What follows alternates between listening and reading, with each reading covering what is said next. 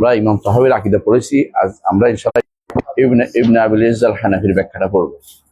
তো ইবনে আবিল ইজ্জ আল হানাফি এবং ইমাম তাহাবী সম্পর্কে কয়েকটা কথা বলি। ইমাম তাহাবী হচ্ছেন ইমাম আহলে সুন্নাহ, কোনো সন্দেহ নেই, একজন ইমাম আহলে সুন্নাহ।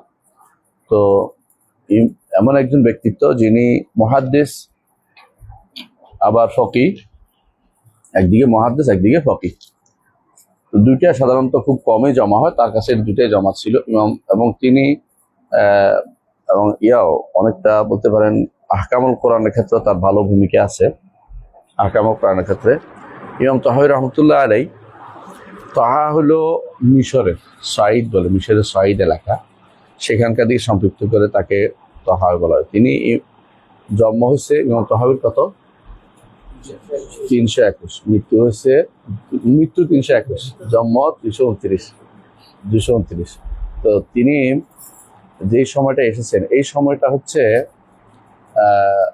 ওই সময়টা হচ্ছে এলমের বিচ্ছুরণের সময়, মানে এটাকে বলতে পারে এইসব পুরো সময়টা এটাকে বলা হয় যে স্বর্ণযুগ, এলমের স্বর্ণযুগ। এই সময়ে একদিকে হাদিস ছিল, একদিকে ফিকহ ছিল।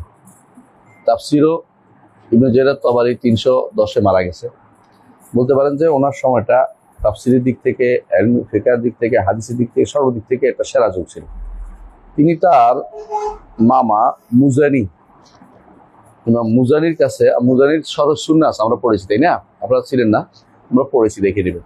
শরহ সুন্নাহ আকীদার ক্ষেত্রে ইমাম মুজানির সেরা ব্যক্তিত্ব, আকীদার ক্ষেত্রে সেরা ব্যক্তিত্ব ইমাম মুজানি। তার শরহ সুন্নাহ আমরা পড়েছি, ইল মুজানি।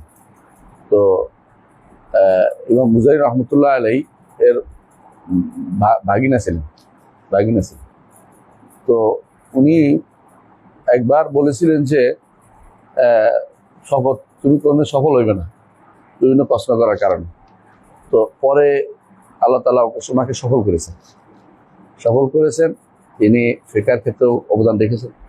একটা বই আছে মুখতাসারুত তাহাবী, হ্যাঁ। আবার আরেকটা বই আছে শরহ মুশকিল আথার, আরেকটা বই আছে শরহ মানিল আথার। এইগুলি শরহ মুশকিল আথারটার মধ্যে তিনি বিভিন্ন হাদিসের মধ্যে বিরোধ আছে কিনা দেখে এগুলিকে আবার নিরসনের চেষ্টা করেছেন। শরহ মানিল আথার মধ্যে তিনি পরিপূর্ণভাবে হানাফি মাযহাবের ব্যারিস্টারি করেছেন, হানাফি মাযহাব অনুসারে চলার জন্য কীভাবে করে দেবো। তারপরে ওনার মধ্যে অনেকগুলো দেখা গেছে যে ওই বইয়ের মধ্যে প্রচুর পরিমাণে আছে, এখতিয়ারাত আছে। এখতিয়ারাত বুঝেন কিনা? এখতিয়ারাত বুঝেন?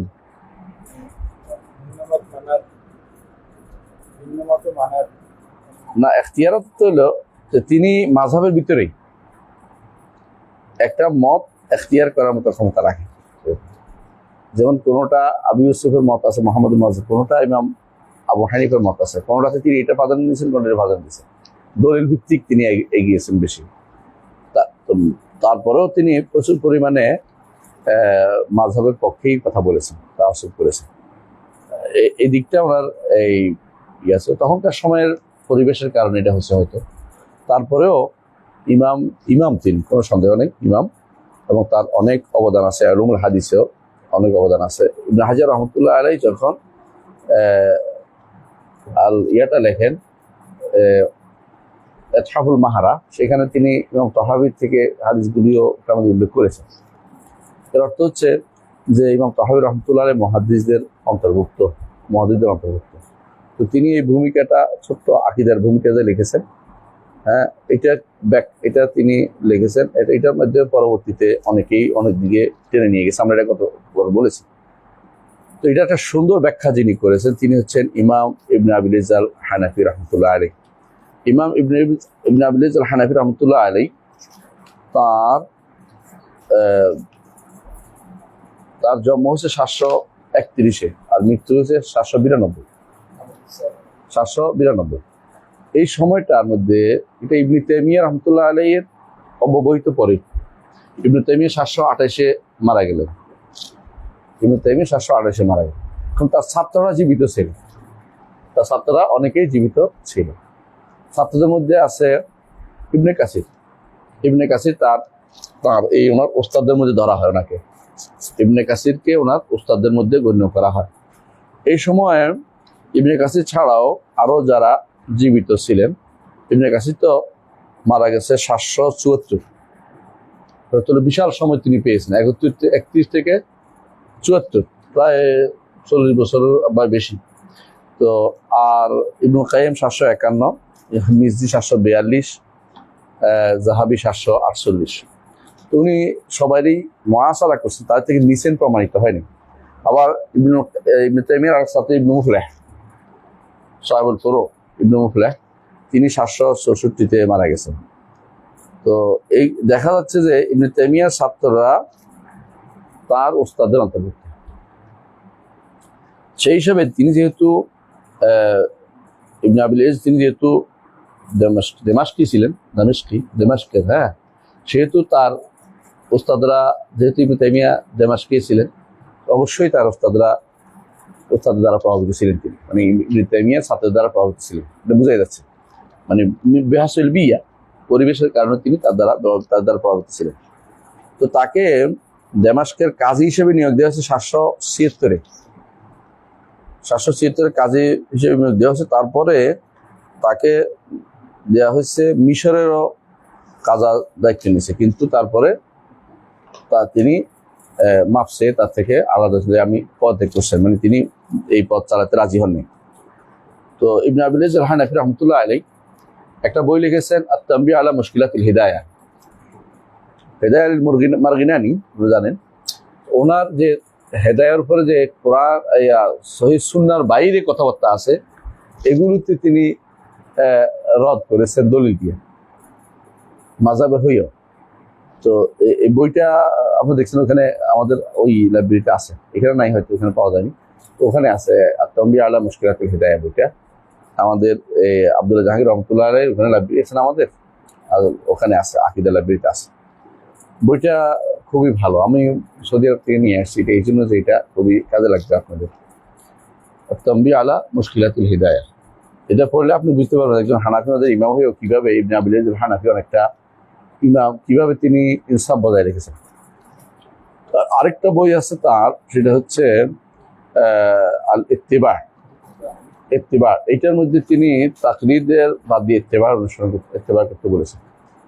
তার আর এইটা একটা যেমন বই আছে তার, এটা একটা বই, মানে আকিদাত তাহাবিয়া, এটা শারহ তাহাবিয়া। তো সুতরাং ইমাম ইবনে আবিল ইজ আল হানাফি রাহমাতুল্লাহ আলাইহি, তিনি হানাফি ছিলেন, কিন্তু হানাফিরা তাকে অস্বীকার করে। কেন অস্বীকার করে?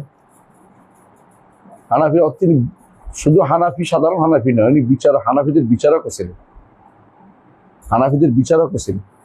হানাফিদের অস্বীকারের কারণ হচ্ছে তিনি বেশ কিছু মাসালাতে তিনি তখনকার যে বিরোধী তিনি ছিলেন, হানাফিদের ওনার বিপক্ষ একটা গোষ্ঠী তার বিরুদ্ধে নেমেছেন। তো বিপক্ষ যিনি নেমেছেন আপনারা জানেন, তিনিও ফকি, কিন্তু তিনি তার বিরুদ্ধে নেমেছেন। তিনি যেমন সমস্ত সহিহ নেওয়ার জন্য আগ্রহী ছিলেন, আর বিপরীতে যিনি ছিলেন তিনি কঠিনভাবে তাআসসুব করতে আগ্রহী ছিলেন। এই জন্য এই সমস্যাটা তৈরি হয়েছে। তিনি এই বইটা যখন তিনি লিখেছেন, ব্যাখ্যা করেছেন, ব্যাখ্যার ক্ষেত্রে আমরা ভালো করে দেখবেন যে এই ব্যাখ্যা পুরোটাই বলতে পারেন মুসাগ্গার, ইবনে তাইমিয়া এবং ইবনুল কাইয়িমের বক্তব্যকে ছোট করে দিয়ে দিয়েছেন। এত ছোট করে সমস্ত বইকে নিয়ে আসা, সমস্ত বইয়ের একটা খোলাসা নিয়ে আসা, এটা খুবই কঠিন কাজ, সহজ কাজ না। অনেকে লিখতে চাইলেও পারে না অনেক কিছুতে, কিন্তু উনি আল্লাহ তাআলা তৌফিক দিয়েছেন। এই জন্য তিনি ইবনে তাইমিয়া রাহমাতুল্লাহ আলাইহি, ইবনুল কাইয়িমের যত বক্তব্য আপনি এখানে আছে, আশ্চর্য হয়ে যাবেন যে অনেক বক্তব্য মূলত এটা ইবনুল কাইয়িম বা ইবনে তাইমিয়ার, কিন্তু উনি উল্লেখ করেন নাই। কেন উল্লেখ করেন নাই? পরিবেশ তখন তার উল্লেখ করার মতো ছিল না।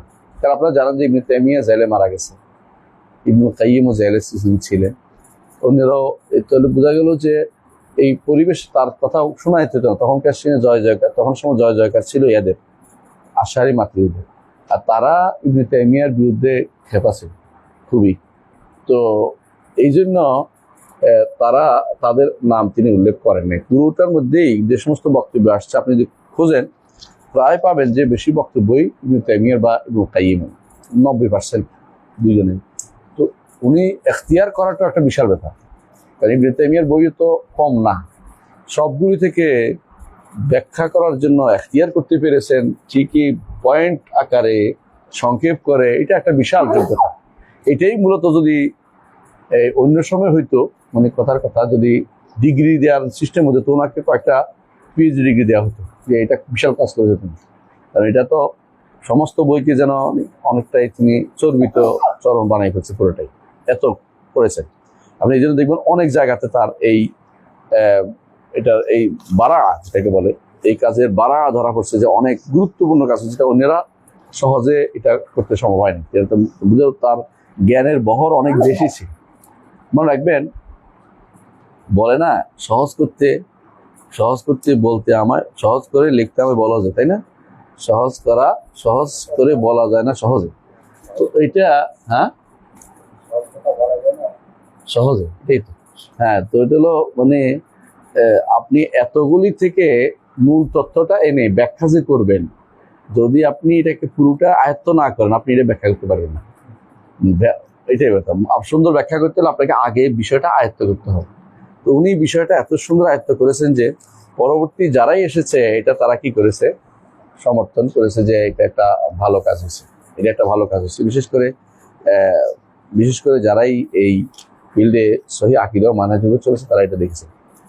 তো ইমাম তাহাবী রহমতুল্লাহ আলাই, ইমাম ইবনে আবি রাজা রহমতুল্লাহ, তার এই যে সরার মধ্যে, তার এই সরার মধ্যে তিনি কি করেছেন, বড় গুরুত্বপূর্ণ হয়েছে কোরআন এবং সুন্নাহর বাইরে যান নাই, আকলিয়াতের প্রাধান্য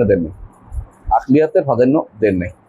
এমনকি ইবনে তাইমিয়া রহমতুল্লাহ তো রদ্দে আল মান্তিক, রদ্দে আল এটা করেছেন, মান্তিকীন করেছেন, উনি এগুলো জানেন। উনি শুধু আকীদাটা কিভাবে বিশুদ্ধ হবে সেই চিন্তায় কাজটা করেছেন।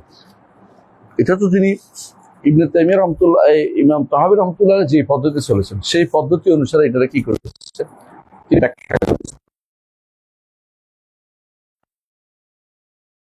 সেই তর্জে পড়তেছি আমরা, পড়তেছি এই কিতাবটা যখন এইভাবে আসছে, এটা পড়তে গেলে অনেকেরই বিভিন্ন জেহানচ্যুত হয়ে যায়। মানে একটা জিনিস আপনি পড়তেছেন, আবার আরেকটা দিন চলে গেছেন, মাঝখানে আরেকটা দিন চলে গেছে, এটাতে ধারাবাহিকতা রক্ষা হয় না। আগেকার আলেমদের বিশাল ক্ষমতা ছিল, তারা একসাথে অনেক কিছু ধারণ করতে পারত। বর্তমানে বেশিরভাগ তালেব ইলমের ক্ষেত্রে সমস্যা হচ্ছে, তারা কোনো কিছু সাজিয়ে না দিলে ধারণ করতে পারে না। আগের একসাথে অনেকে ফেকা, উসুল, ওইটা সব ধারণ করতো, কোনোটাই তাদের একটার সাথে একটা বিরোধ হইতো না। আর এখন হলো একটা পড়লে একটা ভুলে যায়, একটা বললে একটা বাদ হয়ে যায়, এটা তো অন্যদিকে চলে গেল, এটার কি হলো ইত্যাদি, মানে হারিয়ে যায়। এই জন্য আমি দেখি অনেকেই, ওনার আগেও করেছে অনেকেই তারতিব, কিন্তু উনি সর্বপ্রথম দেখছি মানে সুন্দর করছে, আমার কাছে মনে হয়েছে। নাম হচ্ছে খালেদ ফৌজি আব্দুল হামিদ হামজা, দেখছেন না? ইনি দারুল হাদিস আল খায়রিয়া বিমাক্কাতুল মুকাররমা,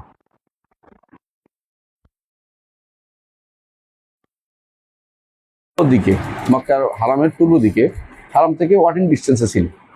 আমি হেঁটে যাইতাম ওখানে, যখন ওখানে ছিলাম হেঁটে যাইতাম। ওই সময় ওখানে ওনাকে আমি পাইনি, কিন্তু আমি পেয়েছি মোহাম্মদ জামিল জাইনকে পেয়েছি।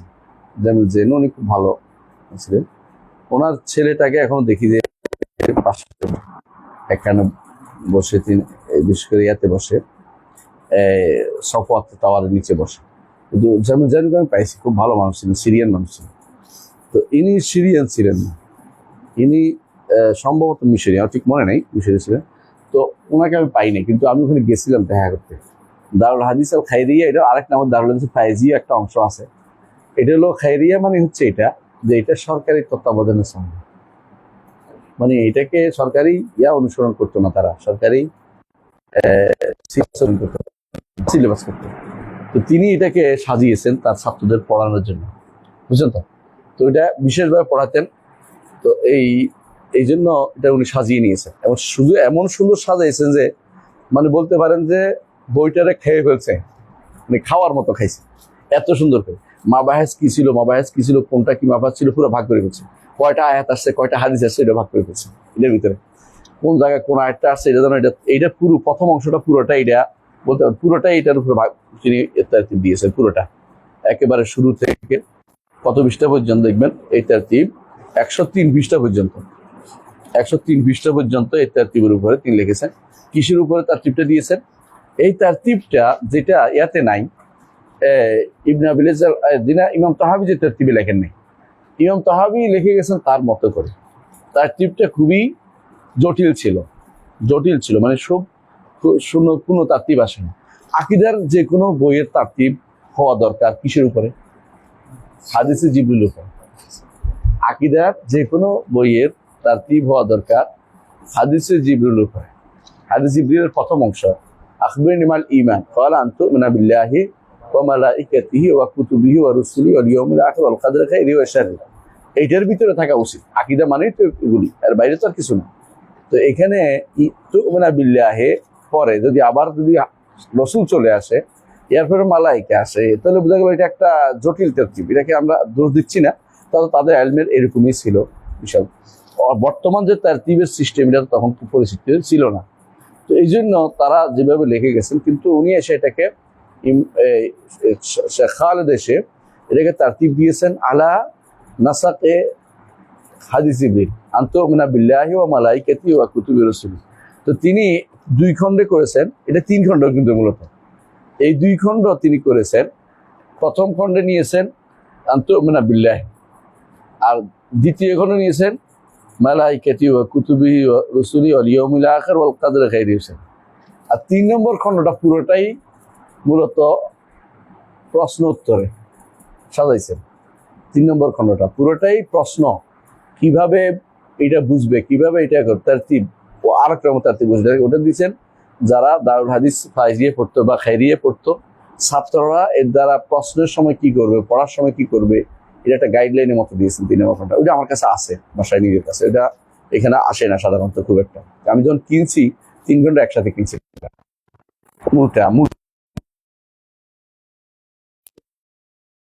ওইটাতে বুঝার জন্য আরো জ্ঞান লাগে, ওটা বুঝতে আমি দেখছি ওইটা আরো জটিল। মানে উনি যেভাবে করছে এটা, মানে সুবহানাল্লাহ, আল্লাহ তাআলা মানে কারো কারো ব্রেনে এমন জিনিস দেন যেটা আরেকজনের বুঝতে গেলে আরো কষ্ট লাগে। এটা কিন্তু আরো বিপদ জিনিস হয়ে গেছে।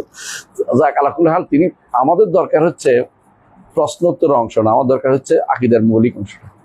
এইটা আমি যদি কেবল প্রথম অংশটা ভালো করে বুঝতে পারি, প্রথম খণ্ডটা, এটা আমার জন্য একটা সেরা কাজ হবে। দ্বিতীয় খণ্ডের মধ্যে এত বেশি কঠিন কিছু নাই। প্রথম খণ্ডটা খুবই কঠিন।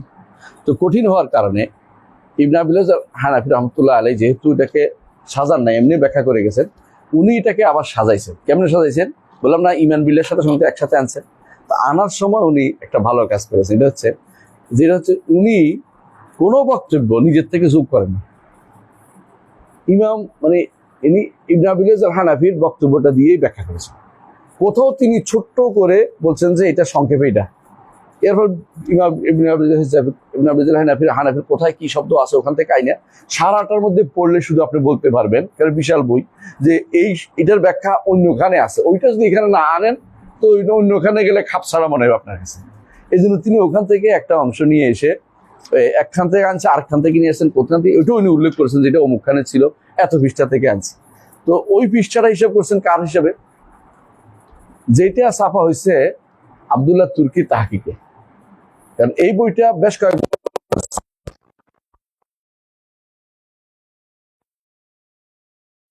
শেখ শোয়েব নাউদ এবং শেখ নাসিরুদ্দিন আলবানী রাহমাতুল্লাহ আলাইহি, ওনাদের এটা একবার প্রথমে হয়েছে শেখ শোয়েব এবং আলবানী, তাই হয়েছে। পরে আব্দুল্লাহ তুর্কি আবার ছাপা হয়েছে 2 খণ্ডে। এটা আমাদের এখানে আছে, আপনি দেখবেন এখানে আছে। ওইটা তো 1 খণ্ড যেটা আছে এটাই মূলত প্রথম ছাপা ছিল। ওইটার পৃষ্ঠাগুলো মিলবে এটার সাথে, 1 খণ্ডে যেটা আছে এটার সাথে মিলবে। তো এইটার সাথে মিলে তিনি পৃষ্ঠা নম্বরটা উল্লেখ করেছেন এখান থেকে, যে ওখানে এই পৃষ্ঠার সাথে আমি ওখান থেকে এটা নিয়ে আসছি, যাতে করে কেউ মনে না করে যে উনি বোধহয় নিজের থেকে যোগ করছেন। না, যোগ করে না, পৃষ্ঠা থেকে নিয়ে আসছে। এটা হচ্ছে এমন ওনার কথাই রয়েছে, কিন্তু আগ পিস করা হয়েছে, প্রচুর আগ পিস করা হয়েছে।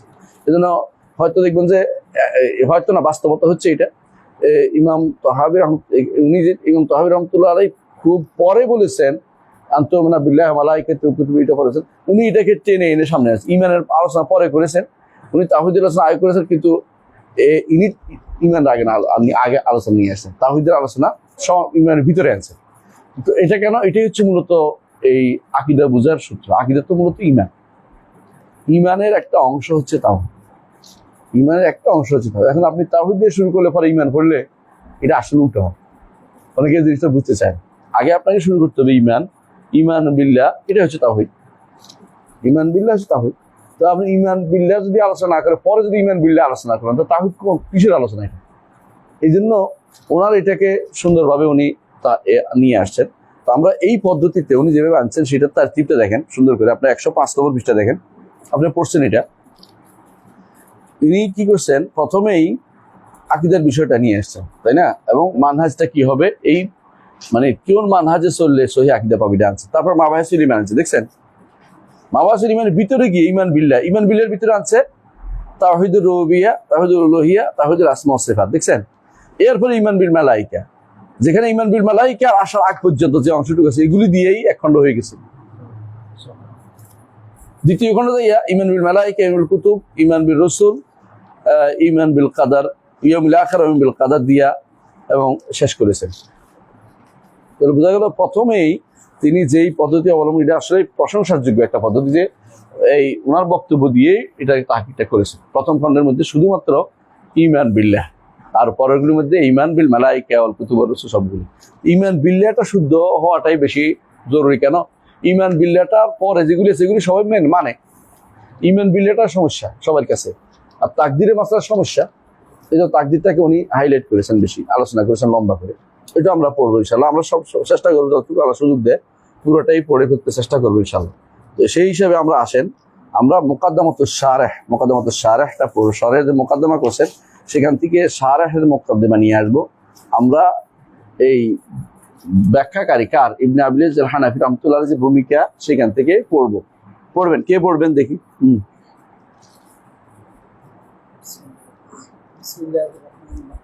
হ্যাঁ, একটা মাইক দিও না কেউ। মাইক আছে?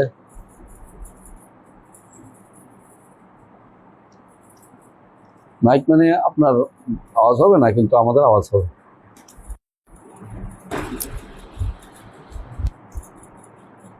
আমরা যেটা বুঝে যাই এটা আর বোঝানোর দরকার আসছে। এই জন্য বইয়ের দরকার। কেন বই দরকার? এই জন্য আপনি বুঝছেন কিনা জানবেন, না বুঝে জিজ্ঞাসা করবেন। সব তো আলোচনা করতে গেলে শেষ হবে না কোনোদিন। যেটা বুঝে গেছি এটা নিয়ে আর আমরা লম্বা করবো না ইনশাআল্লাহ। জি, বিসমিল্লাহির রহমানির রহিম। মুকদ্দিমাতুশ শারিহ। বিসমিল্লাহির রহমানির রহিম। ওয়া বিহি নাস্তাঈন। আলহামদুলিল্লাহ নাহমাদুহু ওয়া নাস্তাঈনুহু ওয়া নাস্তাগফিরুহ। ওয়া নাউযু বিল্লাহি মিন শুরুরি আনফুসিনা ওয়া মিন সাইয়্যাতি আ'মালিনা। মান ইয়াহদিহিল্লাহু ফালা মুদিল্লা লাহু ওয়া মান ইউদ্লিল ফালা হাদিয়া লাহু। ওয়া আশহাদু আল লা ইলাহা ইল্লাল্লাহু ওয়াহদাহু লা শারীকা লাহু ওয়া আশহাদু আন্না সাইয়্যিদানা মুহাম্মাদান আবদুহু ওয়া রাসূলুহু। এদূর পর্যন্ত এটা কি হাদিস কি বলা হয়? খুতবাতুল হাজা। খুতবাতুল হাজা, খুতবাতুল হাজা কিতাবের সামনে থাকাটা খুব ভালো। লাভ হয় কি, খুতবাতুল হাজা দিয়ে আপনি যে কোনো কিতাব লিখবেন এটা একটা সুন্নাহ আদায় হবে। রাসূলুল্লাহ সাল্লাল্লাহু আলাইহি ওয়াসাল্লাম খুতবাতুল হাজা দিতেন, বিশেষ প্রয়োজন হলে খুতবাতুল হাজা দিতেন। বিশেষ করে ঈদ বা বিশেষ করে যখন জুমা পড়তেন তিনি খুতবাতুল হাজা দিতেন। তো কিতাবের সামনে খুতবাতুল হাজাটা ভালো মনে করা হয়েছে, এই জন্য তিনি দিয়েছেন। আমাদের কোনো কোনো উস্তাদ বলতেন যে কিতাবের সামনে দেওয়া জরুরি না। এটা জরুরি আমরা বলছি না, কিন্তু এটাকে বলে ইস্তেনাস, যে যেহেতু রাসূলুল্লাহ সাল্লাল্লাহু আলাইহি ওয়াসাল্লাম ভালো কাজে, যে কোনো গুরুত্বপূর্ণ কাজের মধ্যে খুতবাতুল হাজা ব্যবহার করতে, আমরা চেষ্টা করবো খুতবাতুল হাজা রেখে দিতে। জি, সাল্লাল্লাহু আলাইহি ওয়া আলা আলিহি ওয়া সাহবিহি ওয়া সাল্লামা তাসলিমান কাসীরা। আম্মা বা'দু ফাইন্নাহু লাম্মা কানা ইলমু উসুলিদ্দিন আশরাফুল উলুম ইয শারাফাল ইলমু বিশারাফিল মা'লুম। ইলমু উসুলুদ্দিন, ইলমু উসুলুদ্দিন মানে কি? ইলমুল আকীদা। আমরা বলছি আকীদার অনেকগুলো নামের মধ্যে একটা কি? উসুলুদ্দিন। আর এটা হচ্ছে আশরাফুল উলুম, ইলমের মধ্যে সেরা। বিনা বেলা মিন বলা হয় না, অন্যগুলোতে মিন বলা হয়। যেমন ধরো ফিকহ হলে কি বলতেন? ইলমুল ফিকহ মিন আশরাফুল উলুম। উসুল হলেও বলতে পারতেন মিন, কিন্তু ইলমুল আকীদা হচ্ছে আশরাফুল উলুম আলাল ইতলাক। আলাল ইতলাক, আলাল ইতলাক বুঝেন তো? নিঃশর্ত ভাবে এটা ইলমুল আল্লাহ সম্পর্কে জানা হচ্ছে আশরাফুল উলুম, আশরাফুল উলুম। জি, ওয়া হুয়াল ফিকহুল আকবার বিন-নিসবাতি ইলা ফিকহিল ফুরুআ। হ্যাঁ, ওয়াল ফিকহুল আকবার আরেক নাম আছে। এটা হচ্ছে ফরু মানে ফিকহের দিক থেকে শুরু করে ফিকহুল আকবার হচ্ছে আকীদা। জি, ওয়ালিহাযা সাম্মাল ইমাম আবু হানিফা রাহিমাহুল্লাহ আলাইহি মা ক্বালাহু রাহমাতুল্লাহ আলাইহি রাহমাতুল্লাহি আলাইহি ما قاله وجمعه في أوراق من أصول الدين الفقه الأكبر. উনি বলতেছেন যে এই জন্য ইমাম আবু হানিফা নাম রাখছে যে সমস্ত কথা বলেছে বা যে সমস্ত কাগজ জমা করেছে সেগুলি ফিকহুল আকবার নাম দিয়েছেন। তাহলে বোঝা যাচ্ছে ওনার কাছে ইমাম ইবনে আবিল ইজ্জুল হানাফির কাছে ইমাম আবু হানিফার এই বক্তব্য এই কিতাবটা সাব্যস্ত, মানে তার থেকে সাব্যস্ত বলে উনি মনে করছেন। এবং সুবহানাল্লাহ এই সাব্যস্ত বলে মনে কিন্তু উনি শুধু করেন নাই, এই বক্তব্যটা এই সাব্যস্ত মনে ইবনে তাইমিয়াও করতেন, ইবনুল কাইয়িমও করতেন, যাহাবিও করতেন। ওনাদের কাছে এটা কোনো বিতর্কিত বই ছিল না। বিতর্কিত হয়েছে এটার মধ্যে কিছু ঢুকানো টাচ, মূলত ওনারা বিতর্কিত কোনোদিন বলেননি। বিতর্কিত এখন তৈরি করছে মানুষ কেন, এটার ভিতরে এমন সব বক্তব্য আছে, সেবা সাব্যস্ত করা আছে, যার কারণে তারা সহ্য করতে পারতেছে না এটাকে। এই জন্য তারা এটার বিরুদ্ধে যে কোনো অন্য কিছু আনতে রাজি আছে, কিন্তু এটা তারা মানতে রাজি নেই। জি, ওয়াহাজাতুল ইবাদি ইলাইহি ফাওকা ইলাইহি মানে কি? ইলা হাযাল ইলম, ইলা ইলম উসুলুদ্দিন। জি, ফাওকা কুল্লি হাজাতিন ওয়া দারুরাতুহুম ইলাইহি ফাওকা কুল্লি দারুরাতিন। যেই কোনো কিছু আগে, যেই কোনো কিছুর আগে, রাষ্ট্রেরও আগে, তাই না? রাষ্ট্রেরও আগে, তাই না? ক্ষমতারও আগে, তাই না? সব কিছুর আগে আপনাকে সবার আগে কোনটা ঠিক করতে হবে? আকিদা, ইলম উসুলুদ্দিন, ইলম উসুলুদ্দিন। জি, لأنه لا حياة للقلوب ولا نعيم ولا طمأنينة إلا بأن تعرف ربها ومعبودها وفاطرها بأسمائه وصفاته وأفعاله. হ্যাঁ, যদি শান্তি চান, অন্তরের শান্তি চান, প্রশান্তি চান, তাহলে আল্লাহ সম্পর্কে জানতে হবে। রবকে না জানলে আপনি শান্তি পাবেন না। কেন আসলাম, কি করতে আসলাম, এটা আপনাকে জানতে, প্রত্যেকটি মানুষের অন্তরে এটা চায় জানতে, যে আমি জগতে কেন আসলাম, কি করতে হবে আমাকে, কোথায় যাব, জানতে হবে। এই জানতে হলেই আপনাকে আগে জানতে হবে রব সম্পর্কে, না জানার উপায় নেই। এটাই হচ্ছে আপনার অন্তরের শান্তি চাইতে, অন্তরের শান্তি যদি চান, অন্তরের প্রশান্তি চান, অন্তরের হায়াত চাইলে, জীবন চাইলে আপনাকে রবকে জানতে হবে। রবকে কিভাবে জানবেন? এটা বলছে কি দিয়া? ويكون আসমাহি ওয়া আসমাই ওয়া সিফাতি ওয়া আফআলিহি। বুঝে আসছে? এইভাবে আল্লাহকে জানতে হবে। হ্যাঁ, ويكون مع ذلك كله أحب إليها مما سواه. হ্যাঁ, আল্লাহর ভিতরে সবার কাছে, মানে আল্লাহ ছাড়া আর সবার থেকে আল্লাহকে বেশি প্রিয় প্রিয় ভালোবাসতে হবে। যেটা তো আমরা জানি, এটাই হচ্ছে মহব্বত, হচ্ছে ইবাদত। মূলত ইবাদতের মূল হচ্ছে মহব্বত, ভালোবাসা। ইবাদতের মূল হচ্ছে ভালোবাসা। হ্যাঁ, ويكون سعيها فيما يقربها إليه دون غيره من سائر خلقه. সাইয়ুহা ফিমা ইয়াকরাবু ইলাইহি, আল্লাহর দিকে চেষ্টা করাটা, হ্যাঁ, অন্য কিছুর দিকে যাওয়া, অন্য সৃষ্টির অন্যদের থেকে আল্লাহর দিকে চেষ্টা করাটা হলো তার জন্য বড় সফলতা যাওয়া। এইটা এই শাড়িটার জন্যই আমরা আকীদা শিখতে পারছি, এই শাড়িটার জন্যই বইটা পড়তে পারছি। এই অংশটুকু আপনি এখানে পাইছেন, ভালো করে দেখবেন যে এই অংশটুকুও তিনি কার থেকে নিছেন, ইবনে তাইমিয়া অথবা ইবনে কাইয়িম থেকে নিছেন, পাবেন কোথাও। জি, সামনে পড়েন।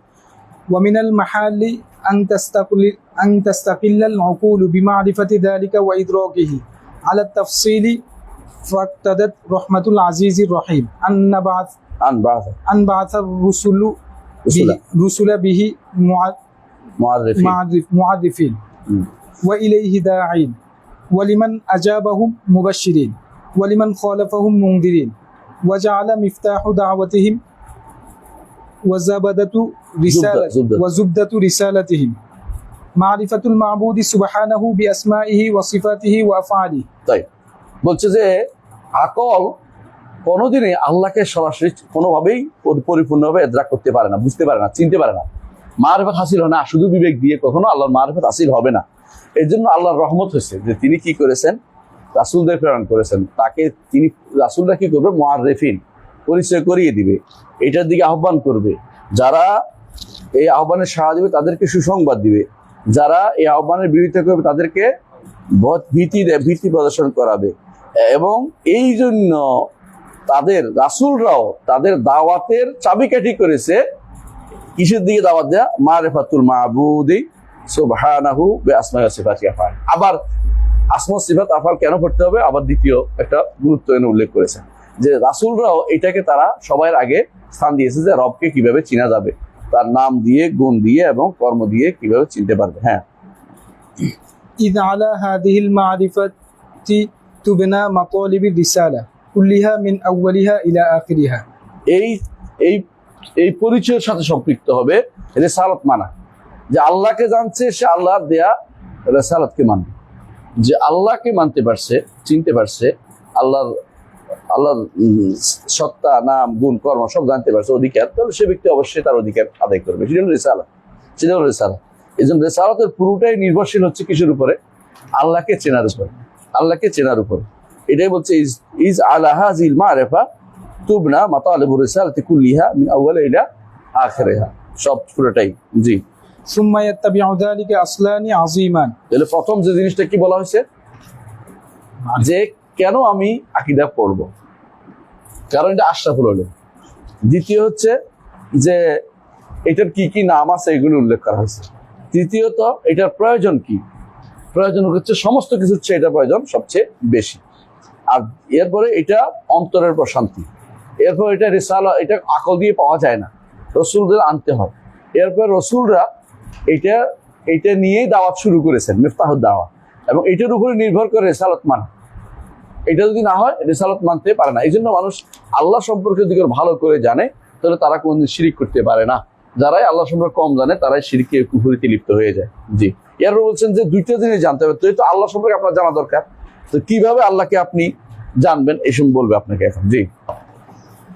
আহাদুহুমা তারিফু তরিকিল মুসালি ইলাইহি।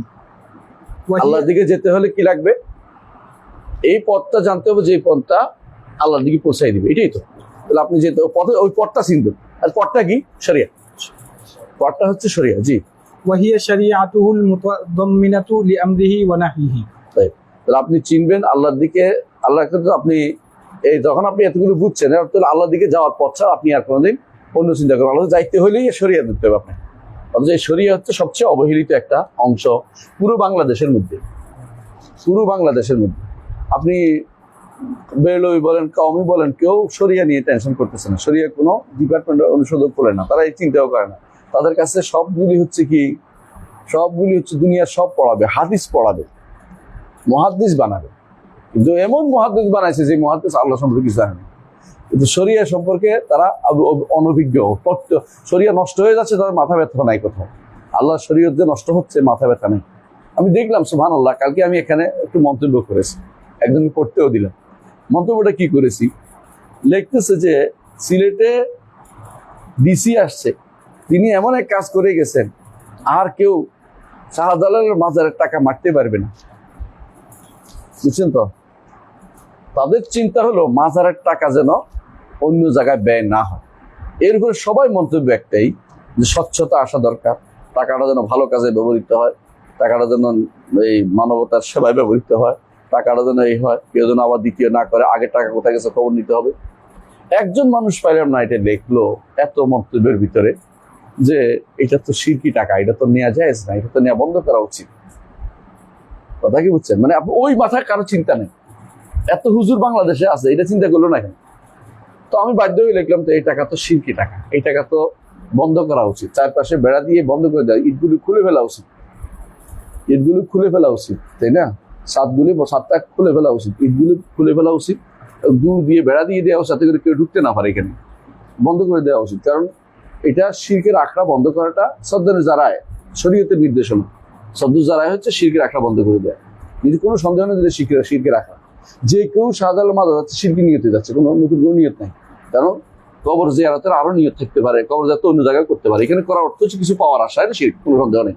একটা টাকা দিলে মুশরিক হয়ে যায়, কারণ টাকা দেওয়ার কোনো কারণ নাই, তার সন্তুষ্টি চাচ্ছে, এবং আল্লাহ সন্তুষ্টি সে এখানে দিলেও একই কথাই হবে, শিরকি হয়ে যাবে। কারণ আল্লাহ সন্তুষ্টি এখানে দিলে আল্লাহ সন্তুষ্টি হয় না, বুঝলে শিরকি হয়ে যাবে, যেটাই করে না।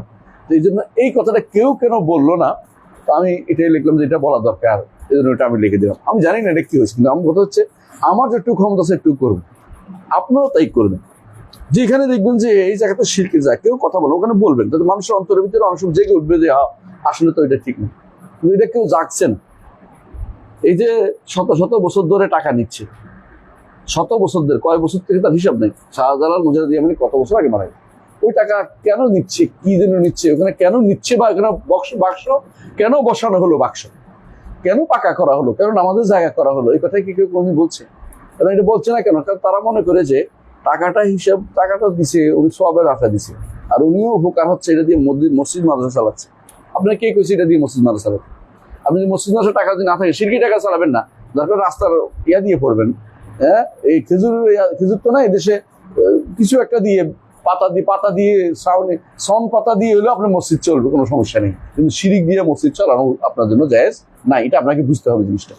তো এইগুলি কেউ বলবে না কোনোদিন, কেন এগুলি বলবে না কেন? এগুলি বলবো অতি কথা, এগুলি বললে মন খারাপ হয়ে যাবে অনেকে। কিন্তু এটা তো মেইন কথা, আসল কথা। এই কথা তো আমি লিখিনি, অন্তত বলতে পারেন যে আমি সরকার বা কারো দালাল। ওহাবি, উনি ওহাবিও ছিলেন না, উনি অনেক আগের মানুষ। ইমাম শেখ হোসেন মোহাম্মদ বিন আব্দুল ওয়াহাব আসার আরো বহু আগের মানুষ তিনি। কত বছর আগে? 1200 হইলে আরো 400 বছর আগে, 400 বছর আগের মানুষ। তাহলে 400 বছর আগে তুমি বলতে পারেন না যে কাবা ইয়া ভাঙি ফেলছে কি জন্য, তো উনি বোধ ওখান থেকে বোতা আসলে না। উনি আগে থেকে এগুলো বলতেছেন যে আল্লাহ শরীয়ত মেনে চলতে হবে, যে শরীয়তের মধ্যে আমর এবং নাহি আছে, আমর এবং নাহি আছে মুতাযাম্মিন যেটাকে বলে। হ্যাঁ, والثاني تعريف السالكين ما لهم بعد الوصول إليه من النعيم المقيم فأعرف الناس بالله عز وجل أتبع عارف الناس فأعرف عارف الناس فأعرف الناس عارف الناس أعرف الناس بالله عز وجل أتبعين আতবারহুম, আরাফুন নাস আতবারহুম, যে বেশি চিনে বেশি অনুসরণ করে, এটা বলছি, বুঝছেন তো? জি। তো তারিফুস সালিকিনা, প্রথমে আপনাকে পথ দেখাবেন, কোন পথ আপনাকে জান্নাতের পথে নিয়ে যায়। দ্বিতীয় হচ্ছে যে গেলে আপনি কি পাবেন, এই দুইটা জিনিস আপনাকে জানতে হবে। মানে আপনি যদি আকীদা মানেন, বুঝছেন তো? তো আকীদা যদি মানেন, আপনি শরিয়া মানতে উদ্বুদ্ধ হবেন। শরিয়া মানলে আপনি, শরিয়া মানার পরে শরিয়া কেমনে মানবেন, আমারও নেই জানতে হবে আপনাকে। অর্ডার শরিয়া মানলে আপনি উপকার কি হবে, ওখানে গেলে জান্নাত আপনি পাবেন। এই দুইটা জিনিস কথাটা উল্লেখ করা আছে। জি, কারণ যে বেশি জানে, এটা বলছে যে বেশি জানে আল্লাহ সম্পর্কে, সে বেশি অনুসরণ করবে ওই পথটা যে পথে আল্লাহকে পাওয়া যায়। আল্লাহকে কোন পথে পাওয়া যায়? কুল হাযি সাবিলি আদউ ইলাল্লাহ, হাযি সাবিলি আদউ ইলাল্লাহ। হ্যাঁ, আল্লাহর রাস্তা। আপনি যদি আল্লাহকে বেশি জানলে আল্লাহর পথে অবশ্যই তিনি চলুন। নবীরা আল্লাহকে বেশি জানতেন, কোনো সন্দেহ নেই।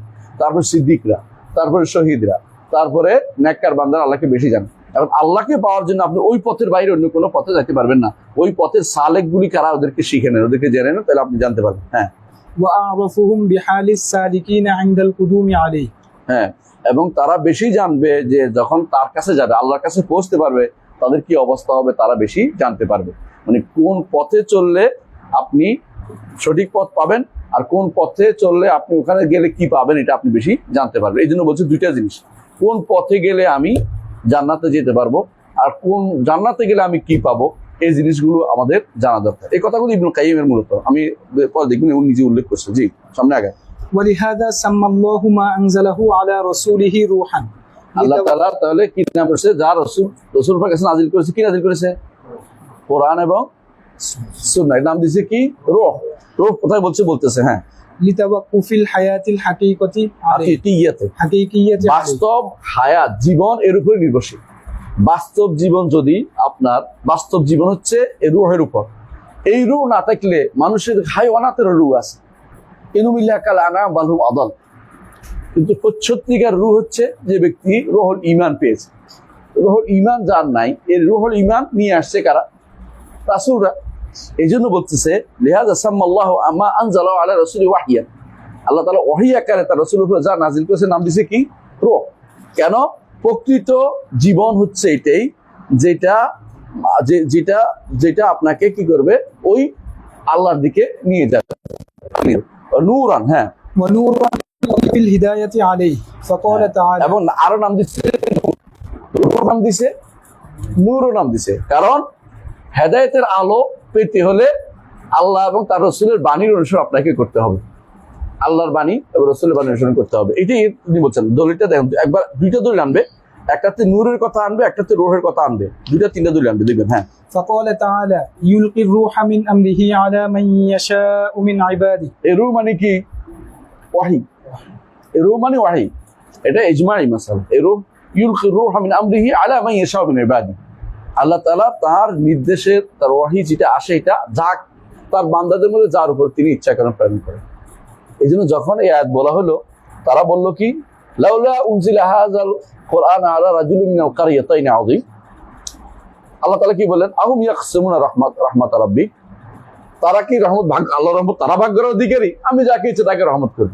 রূহাম মিন আমরিনা, আল্লাহর পক্ষ থেকে রূহ এটা। হ্যাঁ, জি, এই ওয়াহী হচ্ছে রূহ, মানে প্রকৃত জীবন। وقال تعالى وكذلك أوحينا إليك روحا من أمرنا ما كنت تدري ما الكتاب ولا الإيمان ولكن جعلناه نورا نهدي به من نشاء من عبادنا وإنك لتهدي إلى صراط مستقيم صراط الله الذي له ما في السماوات وما في الأرض ألا إلى الله تصير الأمور আল্লাহু আকবার। দেখছেন তো, রূহ আগের আয়াত তো রূহের পরে যে আল্লাহ তাআলা ইউলকির রূহা অর্থাৎ ওহী, কাকে নবুয়ত দিবেন তিনি জানেন। ইয়াস্তাফি মিনাল মালাইকাতি ওয়া রাসূলুম মিনান নাস। দ্বিতীয় আয়াতটার মধ্যে ঠিক এক কথা বলছে, কাযালিকা আওহাইনা ইলাইকা রূহাম মিন আমরিনা, আপনাকে আমি এই রূহ দিয়েছি এ নবী।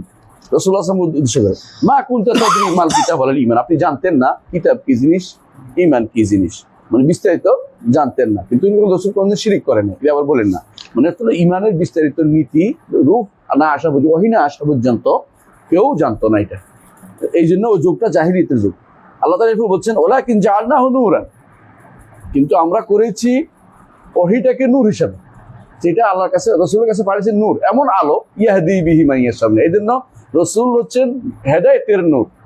এটা প্রমাণিত যে তার দ্বারা সারা দুনিয়া আলোকিত হয়েছে। এই আলো কি শরীরের নূর? না, এই আলো হচ্ছে হেদায়েতের নূর। কিছু মানুষ তো মনে করবে শরীরের নূর, এই জন্য তারা মনে করে নূরে নূরে নূরে নূরে নূরানি গান গাইতেছে, হ্যাঁ, নূরে মুজাসসাম বলতেছে, রহমতে আল্লাহ নূরে মুজাসসাম। প্রত্যেক নূরে মুজাসসাম এটা বানাইছে প্রত্যেক কথাবার্তা, এগুলো তো অনুমোদিত না। আবার কেউ গল্প বানাবে আয়েশা রাদিয়াল্লাহু আনহা রাতের বেলা শুই খুঁজছে রসুলের আলো দিয়ে, এই জাতীয় গল্প তো বানাবে কেউ। তো এই যে এগুলি হচ্ছে বিভ্রান্তির অন্তর্গত। এই জন্য তারা বলে আউয়ালু মা খালাকাল্লাহু নূরি, এই জাতীয় বানাচ্ছে, এগুলি হাদিস না। হ্যাঁ, আল্লাহ তাআলা তার নবীকে যে হেদায়েতের আলো দিয়েছেন, হেদায়েতের আলো দিয়ে সারা দুনিয়া এখনো আলোকিত হচ্ছে এবং ইনশাআল্লাহ আলোকিত হতেই থাকবে।